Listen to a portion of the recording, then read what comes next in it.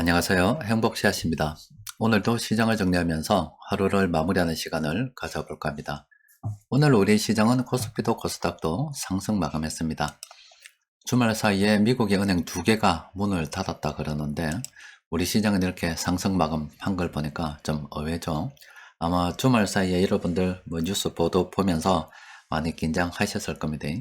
그런데 아직은 그렇게 긴장해도 되지 않겠다 이런 이야기를 좀 해드릴까 합니다. 관련해서 정리를 좀 해드릴게요. 일단 오늘 우리 시장은 코스피는 0.67% 상승 마감했고 그리고 코스닥은 0.04% 강보합 마감이 되었습니다. 장 초반만 하더라도 그 미국 은행 파산의 여파가 이렇게 시장에 영향을 미쳤습니다. 그런데 점점 회복을 하면서 오후 들어서는 이렇게 급격하게 상승 마감을 했습니다. 지난주 금요일 날도 여러분들께 말씀드렸던 것처럼 이 금융 시스템이 붕괴된다는 것은 금리 인상, 긴축으로 인해서 불황이 온다는 것과는 전혀 다른 의미입니다. 금리를 이렇게 높여서 불황을 갖다가 일부러 만든다. 이런 거하고, 금융 시스템이 무너지게 되면은 이 불황은 그냥 건너뜁니다. 경기 침체는 건너뜁니다. 건너뛰고 곧바로 그냥 바로 이렇게 불황으로 접어들어버리게 됩니다. 그 이유는 왜 그러냐면은 이 금융 시스템 은행이 이제 무너지게 되면 전반적으로 동그래 자체가 완전히 다 마비가 되는 거잖아요. 그러니까 전혀 움직이지 못합니다. 그래서 이런 일들이 벌어지는데 좀 더 설명해 드리면은 일단 미국의 실리콘밸리 은행이 파산을 했습니다. 그리고 금방 다시 또 그 영향을 받아서 그런지 뉴욕의 이 은행도 곧 파산을 해버렸어요. 이대로 그냥 놔두면 되는데 놔두지 않죠. 미국 정부에서 곧바로 개입을 했습니다. 개입을 해가지고 돈 다 보전해 줄게 라고 이야기를 했습니다. 그러면서도 선을 하나 쫙 껐어요. 이걸로 일단은 다른 은행들로 도미노 파산이 이어질 것으로 보지는 않는다. 또 만약에 그런 일이 생긴다 하더라도 더 이상 2008년도 금융위기처럼 금융 지원은 없다 이렇게 대충 선을 꺼놨거든요. 그런데 그 말을 믿는 사람들은 아무도 없습니다. 일단 도미노 파산으로 갈지 안 갈지는 미국 정부나 연준이 얼마나 신속하게 대응하는가에 달려 있는데 은행 파산 관련해서 금요일날도 여러분들께 말씀드린 것처럼 그런 부분은 우리가 걱정해야 될 부분이 아닙니다. 아마 파월 연준 의장이 걱정해야 되는 부분일 겁니다. 이렇게 은행이 파산으로 몰리게 된 것은 여러 금리를 급격하게 올려서 그런 거죠. 그래서 이미 지금 이제 그렇게 되자 파월 연준 의장 지금 난리 났습니다. 어디 갔노 찾고 있는 목소리도 있고 벌써 정부에서 개입해야 된다 이런 이야기들도 있고요. 또 파월 리 때문에 이렇게 하루에 이렇게 미국 4대 은행 시총이 하루에 69조 원 증발하게 됐다. 이렇게 해서 파월을 원망하는 목소리들이 조금씩 나오고 있습니다. 저런 와중에 파월 연준 의장이 그러면은 앞으로도 계속 긴축을 이어갈 수 있겠는가? 저는 이제 물음표를 하죠. 제가 볼 때는 이미 이제 그런 거 끝났다. 그런데 금리 인상 어떤 긴축에 대한 기조는 이제 끝났다라고 봅니다. 아마 그 역사상 가장 위대한 연준 의장이라고 불리는 이 사람이 있어요. 이 사람은 금리를 올려는 내내 경원 대동하고 다녔습니다. 다니는 동안에 엄청 협박을 많이 받아서 언제 어느 순간에 습격을 받을지 모르기 때문에 항상 경원을 대동하고 다녔다라고 그래요. 1970년대 이렇게 회색으로 된 부분이 위기가 많았던 그런 부분입니다. 이런 부분에 거의 끝 무렵에 폴 볼커가 연준 의장으로 등극을 하면서 기준금리를 거의 한 20% 가까이 이렇게 올려버렸습니다. 이렇게 금리만 올린 게 아니라 금리를 올림으로 인해서 시중에 돈을 빨아당기게 된 거고 또 그 여파로 수많은 파산이 일어나서 사람들이 실제 많이 망했고 그 때문에 사회가 엄청 혼란스러웠을 겁니다. 그렇기 때문에 경원들까지 데리고 다녔죠. 어쨌든 그 폴 볼커 의장의 강력한 그 결단 때문에 이후에 이제 상황이 정리가 되고 우리가 이제 신자유주의 바람이 불면서 우리가 이후에 호황을 누렸던 그 원인도 여기 있습니다. 후대에 봐서는 굉장히 참 은인 같은 사람입니다만은 그때 당대를 살아가는 사람들한테는 때려 죽일 놈이 되는 거죠. 파월 연준 의장은 이제 선택을 해야 되죠. 이 당대 우리하고 같이 동시대를 살아가는 사람들한테 때리 죽일 호로 자식으로 남놓을 것인지, 아니면은 폴 볼커 의장처럼 이런 식으로 강력하게 나아가서 후대에 이렇게 좋은 영향을 미칠 수 있는 그런 은행장이 될 것인지. 근데 지금 뭐 임기도 뭐 거의 끝 무렵에 다 돼가고 해서 아마 파월 연준 의장은 폴 볼커 같은 사람은 되게 힘들지 않겠나 싶어요.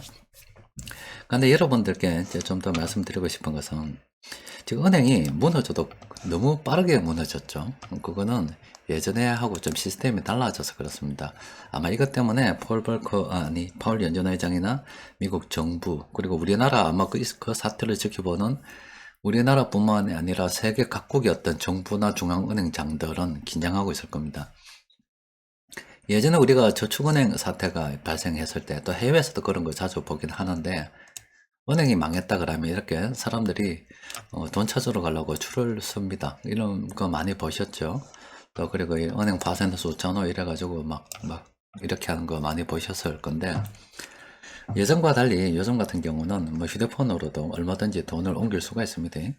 그런데 그게 뭐 순식간에 일어나는 일이라서, 물론 전산 시스템을 막을 수는 있지만 그런 의사결정을 내리기 전까지 시간이 좀 있다 이 말이에요. 예전에는 물리적으로 은행에 줄 서서 창구에서 이렇게 돈 찾는데 시간이 많이 걸렸다면은, 지금은 동시에 뭐 어디에서든지 인터넷에 연결되면은 다 돈을 빼낼 수 있기 때문에 뱅크런이 금방 일어나게 되는 거죠. 아마 이게 지금 예전하고 보기 힘든, 예전하고 전혀 다른 그런 모습인데, 이것 때문에 뱅크런이 순식간에 일어날 수 있다는 이런 것 때문에 파월 위원장이나 연준 의장이나 미국 정부도 급격하게 개입을 하고, 또 긴축의 의지도 이제 막 꺾이는 쪽으로 가지 않을까 싶어요. 근데 여러분들이 경제 위기가 오게 되면은 금방 뭐 대응을 할 수 있을 것 같죠. 그런데 절대 그렇게 안 됩니다. 지금 이거 뭐 경기 침체 가능성을 갖다가 분석한 건데, 이 그래프를 자세히 보세요. 이 불황이라고 하는 거, 한 방에 떨어지는 거는 침체의 과정이 없습니다.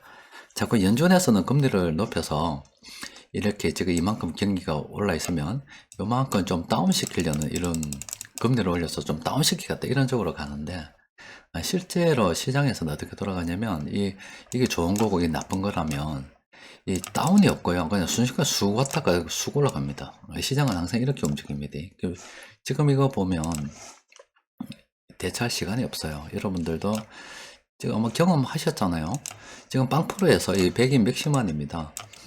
우리가 저기 코로나 바이러스 중국에서 12월 달에 퍼졌니 말았니, 뭐 1월 달에 퍼졌니 말았니 이랬는데, 여러분들 보니까 금융시장 2월달 3월달 2020년 순식간에 무너져서 손쓸 도리가 없는 상황까지 가버렸잖아요. 그게 한번 이렇게 무너지면 순식간에 그냥 바로 그냥 이게 호황이라면 불안까지 그냥 날아가 버립니다. 그냥 순식간에 날아가 버리기 때문에 이 중간에 팔고 자시고 할 틈이 없습니다. 그냥 단숨에 게임이 끝나는 겁니다. 은행도 이런 식으로 무너지고 금융 시스템도 이런 식으로 무너지기 때문에 미국 정부에서도 신속하게 곧바로 개입을 한 거고, 연준 의장도 더 이상 버티기 힘든 사태라 제가 그렇게 말씀을 드리는 거예요.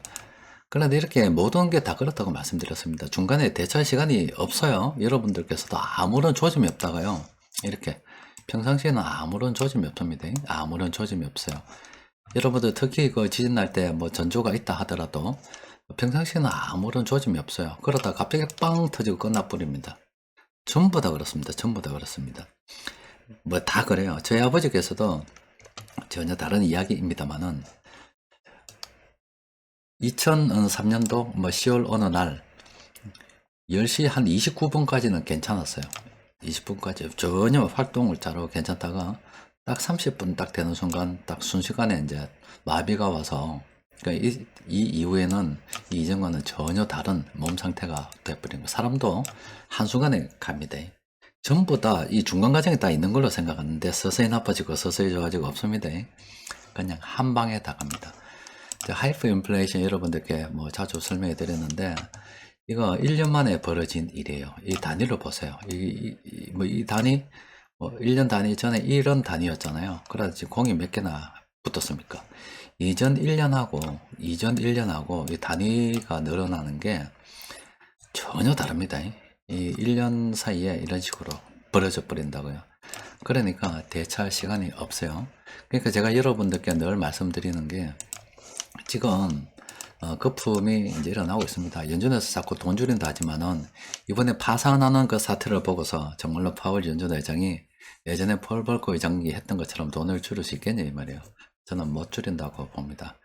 그러면은 또 연준에서 그렇게 못 줄이고 이제 손을 들게 되면 지금 그렇지 않아도 예전에 1929년도 대공황이 오기 이전에 미국의 이 컨베이어 시스템이 발명이 되고 노동자들이 실직을 하는 그 과정 설명을 드렸죠. 100년 전에 일어났던 일입니다. 그런데 지금 인공지능이 서서히 사람의 일자리를 빼앗아가고 있고 사람들이 하는 일은 로봇이 대체하지 못하는 참 저임금으로 내몰리고 있습니다. 그러면은 점점 기업의 이익은 늘어나고 소비력은 떨어지면서 100년 전의 일이 지금 되풀이 될 수도 있다 말씀드렸잖아요. 그런데 이 위기가 또 마찬가지예요. 100년 전 위기도 한순간에 왔어요.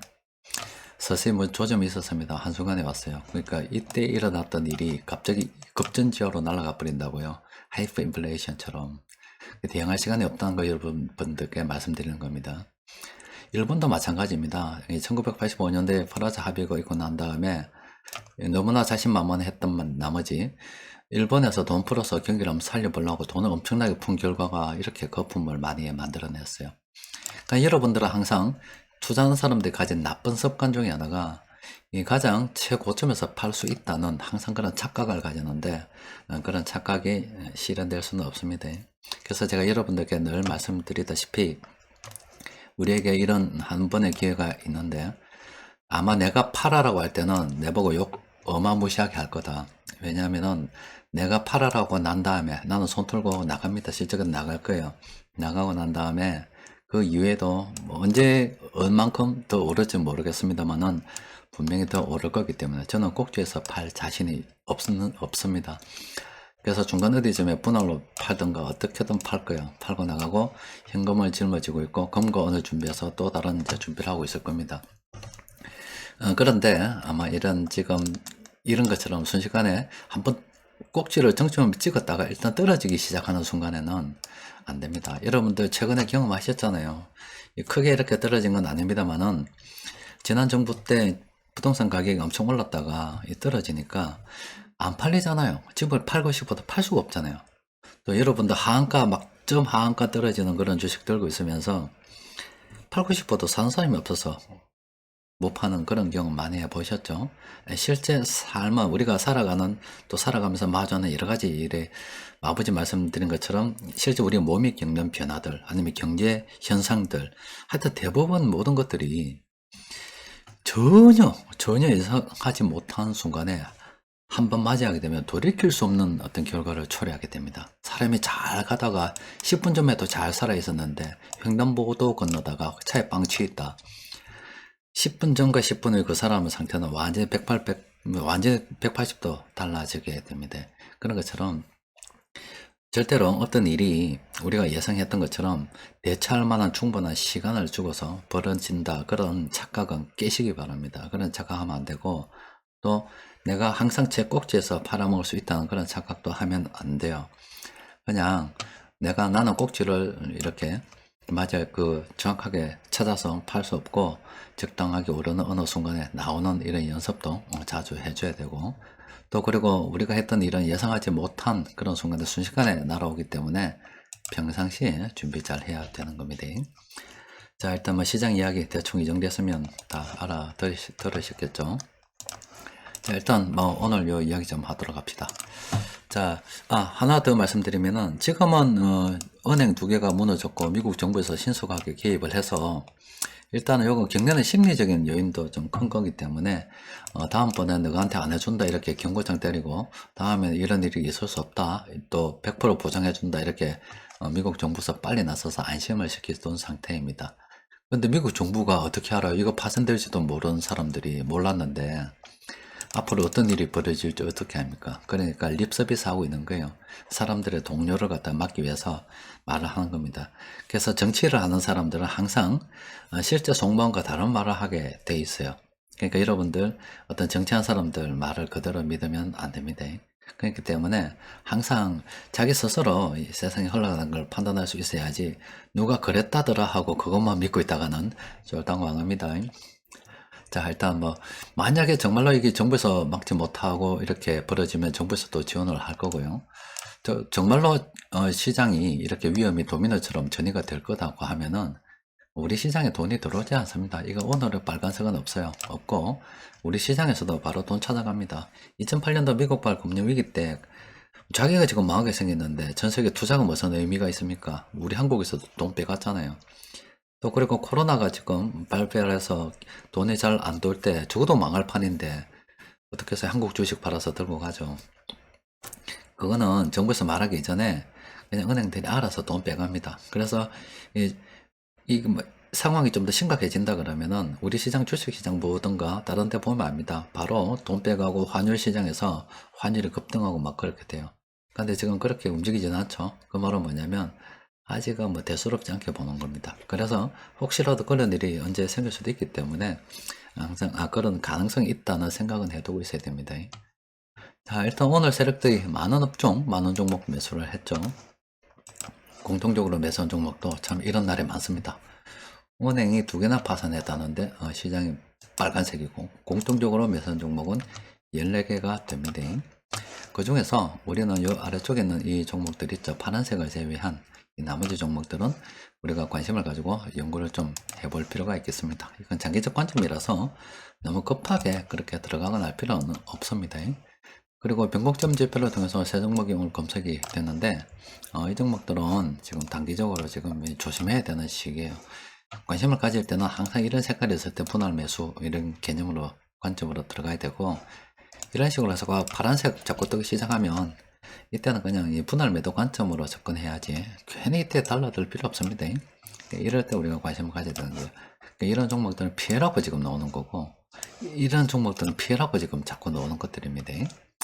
자, 여튼 뭐 시장에 엄청난 일이 있었고 지금 파월 연준 의장은 욕 들어먹기 시작하고 있습니다. 지금 욕을 들어먹으면서 정말로 빅스텝을 걷고 앞으로 계속 금리를 올릴 수 있을런지 모르겠습니다만은 아마 이제 게임이 끝나지 않았냐, 이제 긴축이 좀 다른 쪽으로 지금 방향이 좀 돌아가지 않겠나 그렇게 예상이 됩니다. 시장의 투자 심리를 일단 좀 바뀔 것 같은데 일단 그래도 지금 상황이 사실은 웃고 즐기고 할 상황은 아닙니다.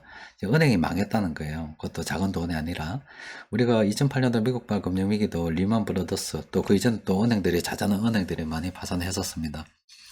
그래서 이런 것들이 어떻게 돌아가는지 좀 사태는 좀 주시를 좀 해야 되겠죠. 그렇지만은 뭐 아직까지는 뭐 충분히 괜찮지 않겠는가. 즉이 2008년도나 아니면은 뭐 그 이전에 뭐 코로나 사태 이런 것들은 정말 우리가 통제할 수 없는 범위 내에서 시작이 된 거고요. 이번에 은행이 이렇게 된 거는 금리를 급격하게 올렸기 때문에 저런 현상들이 벌어지는 거거든요.